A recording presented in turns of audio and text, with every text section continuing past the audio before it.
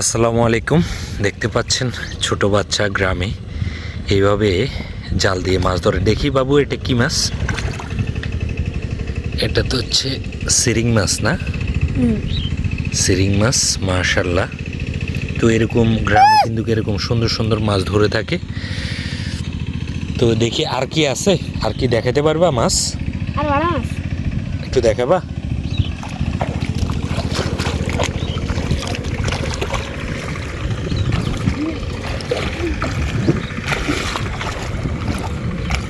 পানি কি বেশি? অল্প না? তাহলে একটু দেখাও কষ্ট করে। গত নয় তো?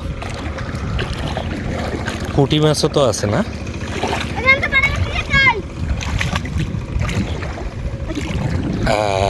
মাশাল্লাহ মাশাল্লাহ। এদিকে তো পানি বেশি মনে হয়। হ্যাঁ, এদিকে পানি তো বেশি, অনেক পানি। এটা কি বাটা? সক্কা বাটা না হাড্ডা বাটা? সক্কা বাটা না?